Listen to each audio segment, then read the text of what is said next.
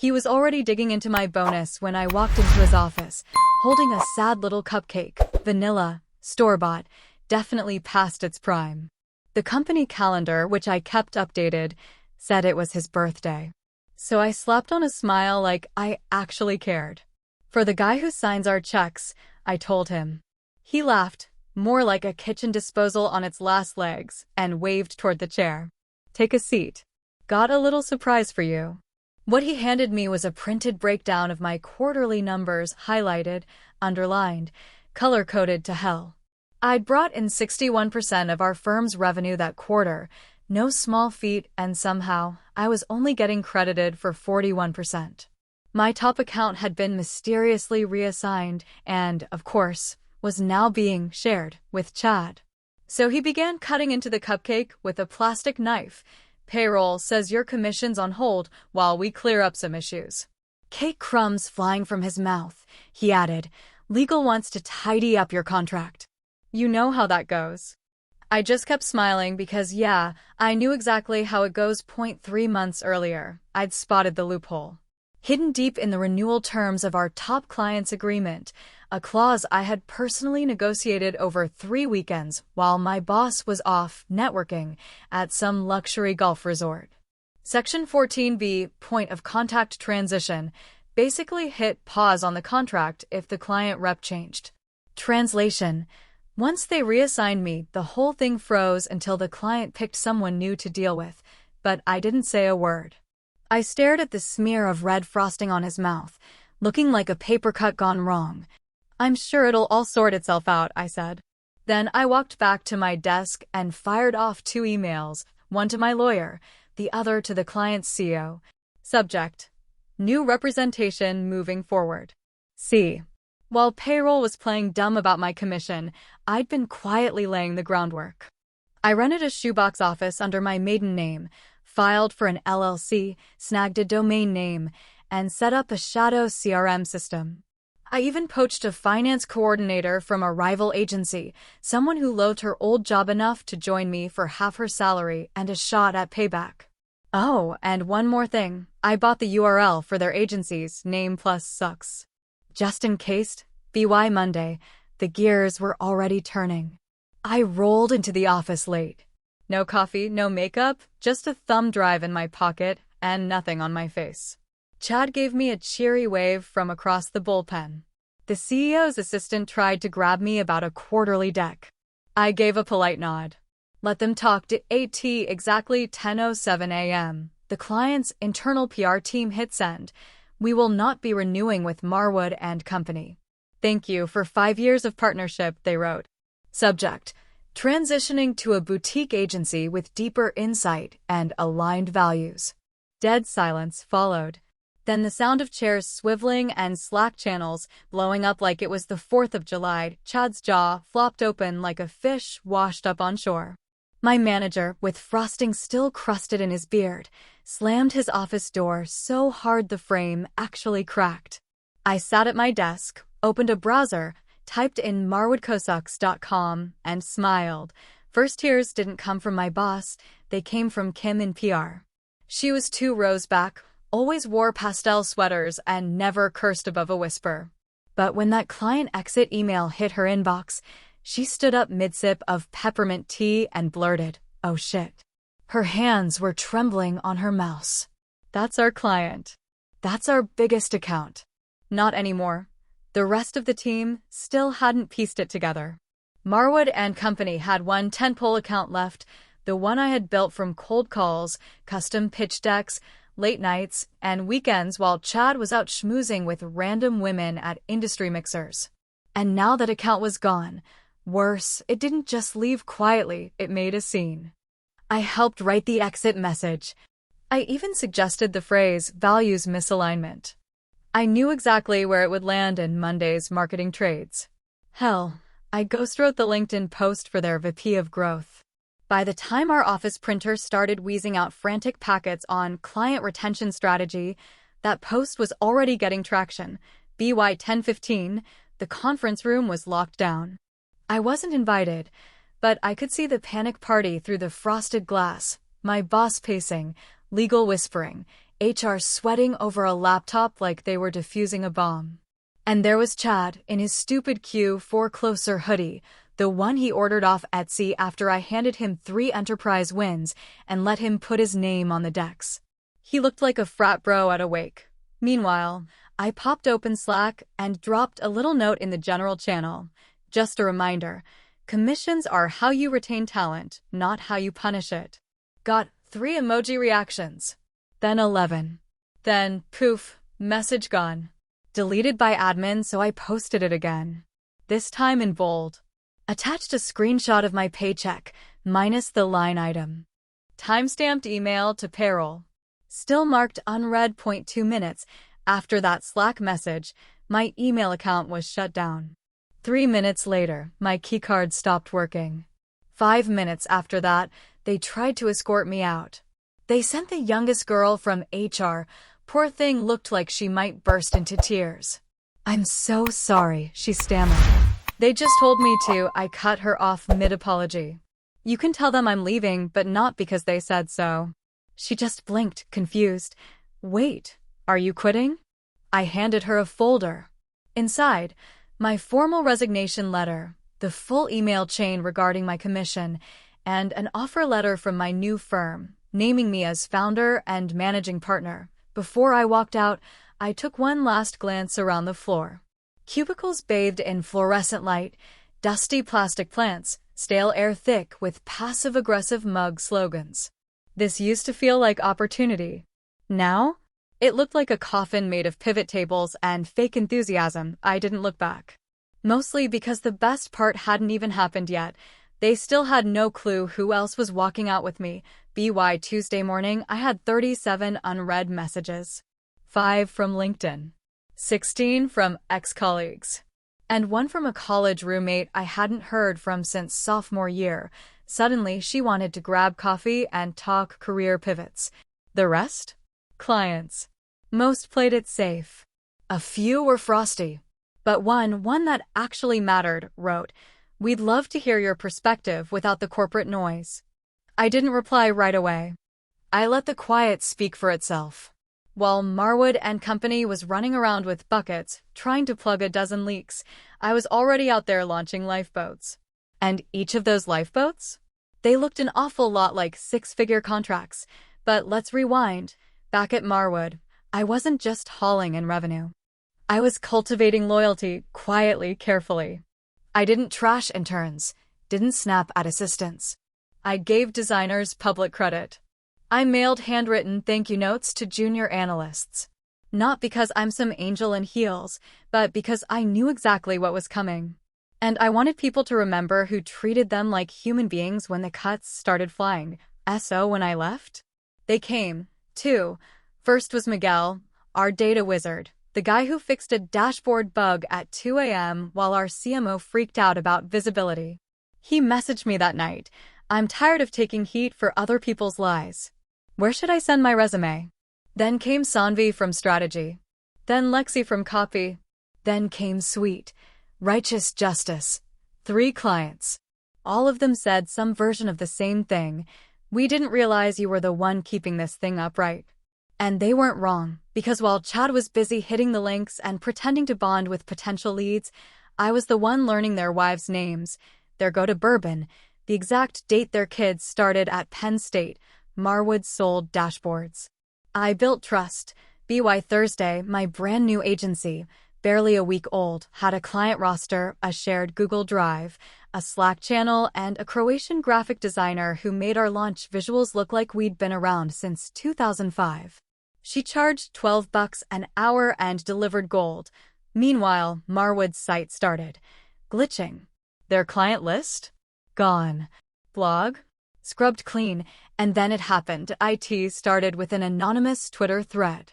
User with a pixelated frog avatar posted, "How to lose your agency's soul in 90 days. It was a story about greed, manipulation, and a woman who refused to shut up. Included in the thread were screenshots, Slack convos about commission disputes, HR emails flagged delayed. And it ended with a link to my agency's homepage to BY noon. The thread had 40,000 likes. BY 2 p.m. I got a call from an unknown number. I let it ring once. Then picked up that IT was the CEO's assistant. She didn't ask me to come back. She just said, "We're in crisis. Chad's crying in the copy room. Legal is losing it. Anne, I'd like to interview at your agency." I took a long sip of wine and said, "We'll be in touch." By Friday, they were bleeding in public. A Reddit post popped up on r/marketing. "Anyone else work at Marwood & Co? Is it just me?" Or the comments? Brutal. Used to be sharp. Now it's just frat bros and finger pointing. Worked there for almost a year. Still waiting on my last paycheck. Their biggest client dumped them last week. Can't be a coincidence. Heard their enterprise lead bounced and took half the firm with her. That last comment? It got 1,200 upvotes in 6 hours, but the real damage, that came when Adweek reached out, not to me. To them. One of the Adweek reporters had been snooping around LinkedIn. Noticed something odd, half of Marwood's staff now sporting open-to-work banners like digital SOS flags. The article dropped Saturday morning. What happens when you undervalue talent? The quiet collapse of Marwood and Company. Front page. Full spread. No paywall. There it was in all its brutal honesty, complete with a grainy, mid-blink photo of my former boss speaking at some generic conference back in 21. The subhead didn't hold back. Sources say the firm failed to reward the executive behind its largest accounts, now the founder of a boutique competitor attracting ex-Marwood clients in droves. They didn't name me. They didn't have to. Meanwhile, I was already 3 contracts deep with clients who used to need 3 VP approvals just to ask for Q4 metrics. Now, they pinged me directly on Slack. Sent midnight texts. "You're a godsend. We should have left them ages ago. You make us feel like a priority again." But the best message? That came from Chad. He emailed me. Emailed. Like it was still 2015. "Hey look, we had our differences, but maybe we could grab a drink? I know you've got momentum, and I'm sure you'll land on your feet. Maybe we could talk about teaming up?" I didn't answer. I forwarded it to my team instead. Subject line: Team building exercise. Spot the parasite. Lexi replied with a gif of a raccoon chewing through a power cord. Arushi just wrote, "Blocked," and then something weird happened. An envelope showed up at my apartment. No return address. Inside, a check. $38,200. The exact amount they forgot to pay me in commissions. A handwritten note on Marwood letterhead that read, "We hope this resolves any outstanding matters. Best of luck." I stared at it. Didn't cash it, not yet, because I had a better idea. Something petty. Something loud. Something they'd feel. 2 weeks out, Marwood was scheduled to sponsor a big local leadership summit. Classic corporate flex. They always splurged on a booth, swag bags, keynote spots, the works. But here's what they didn't know. I own the rights to brand forward, the booth name they used every year. Bought the domain. Registered the brand. And I had just paid to take their spot, center floor. Prime visibility. I called Miguel. "Let's build a shrine." He laughed. To what? To the power of remembering what they forget. The summit smelled like desperation, stale ambition, and overpriced cologne. IT was wall-to-wall sales bros in Allbirds and Patagonia vests, hungover from the pre-conference mixer, trying to pitch disruption between swigs of burnt coffee. Booths everywhere. AI startups no one trusted. Branding agencies with minimalist logos and sad bowls of mints. And then there was ours. Front and center. Matte black backdrop. Clean white lettering. Remember who built your brand. No flashing lights. No QR codes, just presence. We didn't hand out branded pens. We handed out pay stubs, fake, of course. Designed to mimic Marwood's payroll system. Each one stamped. Commission. $0 status. Under review. The looks on people's faces? Chef's kiss. Lexi manned the table in dark sunglasses like she was Secret Service. Miguel looped a video titled Case Studies in Forgetfulness, an animated reel showing client accounts migrating from legacy firms to us. Every few seconds, another jumped ship. The final frame. We don't poach. We rescue. Around noon, the energy shifted. Marwood's executive team walked in. You could smell the anxiety before you even saw the polos. Chad spotted me first. His face twitched like he'd bitten down on tinfoil. He leaned over to someone beside him, whispering like he was giving a golf recap, then casually drifted past our booth, pretending not to care. But his eyes gave him away. Then he showed up, my old boss, and oh smugness this time. Just a clenched jaw so tight I thought it might snap in half. He stopped cold when he saw it, the booth, the tagline, the stack of pay stubs. And then the real kicker, he saw her, their biggest former client's VP of Ops, standing next to me, laughing. We weren't even talking business. Just swapping dog stories and bourbon recommendations. But visually, devastating. He locked eyes with me and started walking over. You could tell he was about to explode, had that stiff, repressed posture of a man trained to smile while swallowing rage, but I got there first. "Hey Mike," I called out, casual as hell. He froze, eyes flicked between me and the VP. I smiled at him. Slow and sweet. "Oh, good, I was hoping you'd stop by. We actually have something for you." I handed him one of the mock pay stubs. He took it on instinct. Reflexes of a man who's spent his life snatching back control. He looked down, read it, and paused.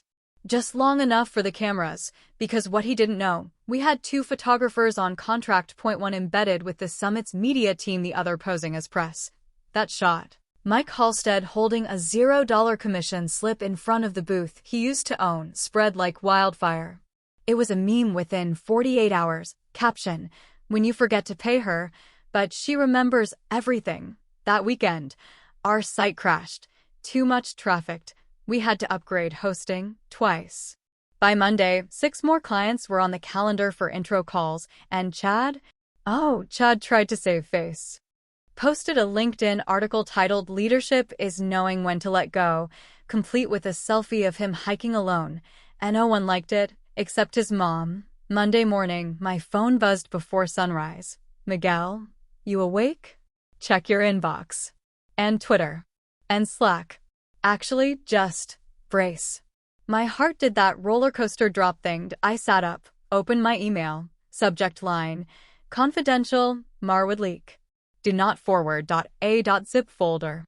Sent from a burner Gmail. No name in the signature. Just one line in the body.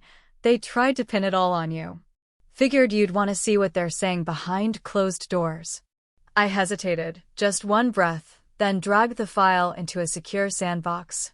What I saw made me nauseous and electric all at once. Slides, meeting recordings, screenshots from internal Slack channels. They had launched a whole reputation recovery campaign, code name, Project Phoenix, the centerpiece. Reframe my exit as sabotage. Label me disgruntled. Whisper about mental instability. They had a literal strategy deck on how to destroy my credibility. Leak selected Slack messages, framed as emotional outbursts. Media pitch. When star employees snap, the hidden risk of overinvesting in talent. SWOT analysis on me. I'm not kidding. Strengths, client loyalty, industry reputation, strategic thinking. Weaknesses, emotional volatility, NDA risk, no formal MBA. Opportunities, undermine client trust, pressure former staff to stay silent. Threats, she's smarter than we thought. She's winning. I didn't feel raged. I felt clarity. They never respected me. Not when I worked 80-hour weeks. Not when I rebuilt their pipeline from scratch after the breach. Not even when I carried 60% of Q3 revenue on my back while Chad presented my slides with his name on the title page. They didn't just forget to pay me. They assumed I'd vanish. Now I had their playbook. I sent it to Lexi. She didn't write back, just sent a 30-second audio file. 30 straight seconds of wheezing laughter. BY noon, we were in motion. We didn't go public, not yet. That would have been too obvious. Too fast. Instead, we started whispering back.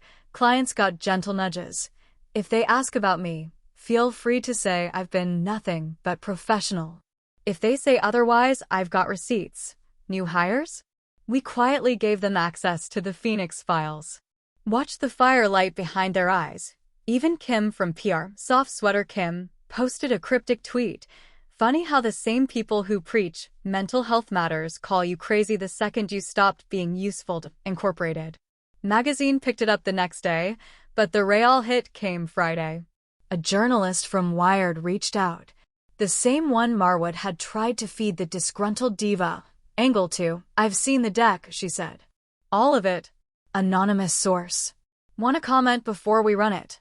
I sat still for 5 seconds, then said, only if I can write the last paragraph. She paused, then said, done. I opened a blank doc and typed. They didn't lose me because I snapped. They lost me because they assumed I'd stay quiet. The article dropped like a Molotov in a linen store. Title: The Ghost in the Pipeline, How Marwood and Company tried to bury its best and dug its own grave instead. It was vicious and surgical, elegant and brutal. The journalist didn't just quote the leak, she reconstructed the betrayal, whole sections about the vanished commissions, redacted Slack logs, internal calls where Chad floated the idea that I was emotionally unstable post-breakup. Newsflash, I dumped him. Twice. And both times, he cried into a Shake Shack napkin. The piece ended with my line, bolded and centered. They didn't lose me because I snapped. They lost me because they assumed I'd stay quiet. BY lunch. It was pinned to every marketing forum, trending on Twitter and bookmarked by every exec who ever got talked over in a strategy meeting, but that's not the part one remember most. Not the virality, not the pings, not the inbox explosion. The moment I remember most was still coming. IT was walking into Marwood's office one final time, and oh, I wasn't invited. I came as a client. One of their smaller accounts, one that hadn't followed me, not yet. Still had 2 months left on contract. They requested an audit. Guess who they asked for? So I walked through those glass doors like a ghost made of vengeance, and Velvet the receptionist blinked. Can I help you? I smiled. Scheduled client audit. I believe Mike's expecting me. He wasn't. I made it 3 feet into the conference room before the temperature dropped. Mike stood at the head of the table, ashen, hollow, a LinkedIn quote kind of man who'd finally run out of other people's words. He didn't say my name. Just stared, like I was death in heels. I pulled out my laptop, plugged in. Slides lit up the wall behind me. Audit findings. Brand risk. Talent drain. Institutional rot. Silence. Then I began, slide by slide. I walked them through the hemorrhage. 7 major accounts lost, staff turnover spiking at 38% and climbing, social sentiment tanking after the Wired piece. Recruitment emails being ghosted en masse. Mike tried to interrupt on slide 6. I didn't let him. I'm not here for feedback, I said. This isn't a brainstorm. It's an obituary. Someone across the room swallowed their water audibly. Then came the final slide. Just one quote. Don't burn bridges you forgot I helped you build. I closed the laptop, stood up, pushed in my chair. Client asked me to take over their contract after this quarter, I said. If you need help transitioning, have Chad email me. Assuming he's still here. Then I left, and oh, mic drop. Just silence, and the soft click of my heels across the marble floor. They once told me I was lucky to walk on. The next day, the client transferred early. With them came 2 more. Then the dominoes started to fall. Fast. 2 weeks later, a calendar invite hit my inbox. I wasn't expecting it. Industry leadership panel, women founders on the rise host. The same summit that once let Marwood headline. Note, we'd love to feature your story. Keynote spot just opened up. I didn't ask who dropped out.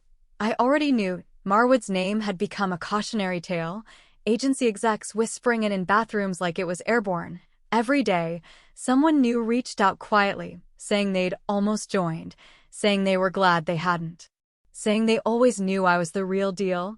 Then came the final crack in the dam. A tweet went viral from a junior analyst. Anonymous, just initials.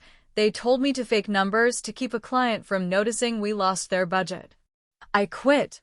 Day later, got a job offer from the woman they called unstable. Best move of my life. Attached was a screenshot, her job offer. From me. The agency I built now had 15 staff, 7 clients, and a 6-month waitlist. I paid every one of them above market, gave them 5% profit share, unlimited PTO, therapy stipends, Why? Because I remember. I remember what it felt like to be gaslit for asking what I earned. I remember the goops. Payroll missed you again, smirks. I remember being told by a room of men in Patagonia vests that I lacked executive polish. Right after I landed a $32 million retainer, and I remember the cupcake, that sad store-bought cupcake they handed me instead of a bonus, whispering about hiring a more scalable solution. So when that $38,200 check finally showed up, months late, I cashed it, then I split it evenly among my team, memo line, for the times you weren't seen. Until now. And me, I celebrated the only way that felt right. I bought the conference table, the table where Marwood held their strategy meetings, not a replica. The real thing, turns out, when your office lease defaults, your furniture goes to auction. It's now in the center of our new headquarters. Refinished. Stronger. Carved underneath, in quiet, steady letters, just big enough to feel with your fingertips. She remembered everything, and I always will.